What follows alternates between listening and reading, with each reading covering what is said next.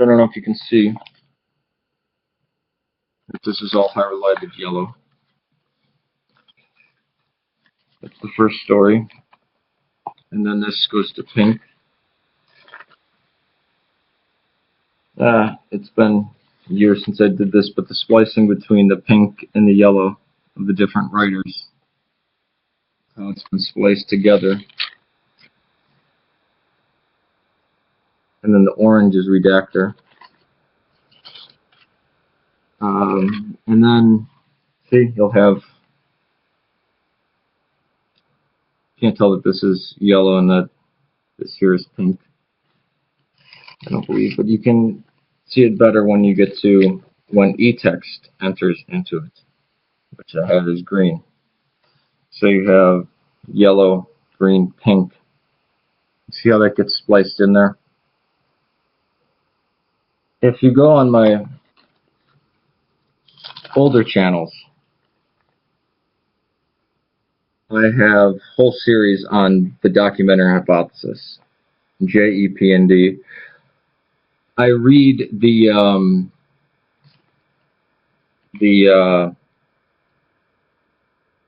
two different flood stories, because there's two flood stories that are woven together. There are obviously two creation narratives. See the different writers? For the this is the Pentateuch, and then obviously Deuteronomy is different. But,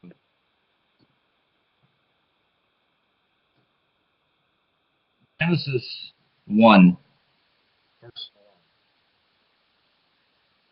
1 to Genesis 2, verse 3, right? Or through Genesis 2, verse 3. It's one creation narrative. Genesis 2, verse 4 is starting midway through the verse, because the first part of the verse is redactor, going all the way through 3, 4, all the way up to 5, which then you get to all of chapter 5 is redactor except for verse 29, and then the first part of 6 is J, and then you get P and J interspliced with the flood story. But you'll notice that the first creation account is the cosmic God, and it's God, G-O-D, it's Elohim. The second creation account is Yahweh, and you can tell the difference because Yahweh is always rendered capital L, capital O, capital R, capital D, and sometimes rarely capital G, capital O, capital D. Whenever you see those, that's the Tetragrammaton, that's Yahweh. Whenever you see God, capital G, small o, small d, that's Elohim. And then whenever you see Lord, capital L, small o, small r, small d, that's Adonai. It's Lord.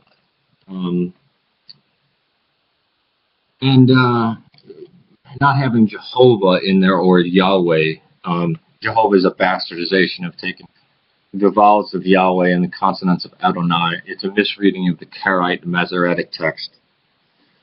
But they should have it as Lord, because the Tetragrammaton was never read. Even in every synagogue today, they'll either say Adonai or they'll say Hashem.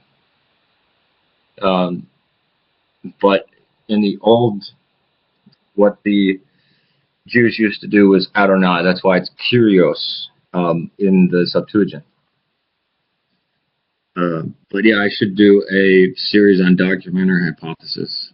But if you want to just see blatantly two different writers, Genesis chapter 1, and then the beginning, the first 3 verses of chapter 2, and then starting in the middle verse of chapter 2, verse 4, all the way down, that's a second creation narrative, and they call the deity by different names.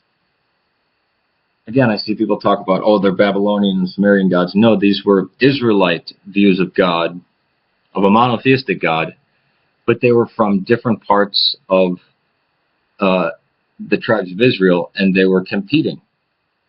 In fact, P text was written to counter EJ text, because E was written first, then J, then they were combined, and then J was written, or P was written to counter EJ, and then D was written, Deuteronomist wrote to defend EJ and counter P.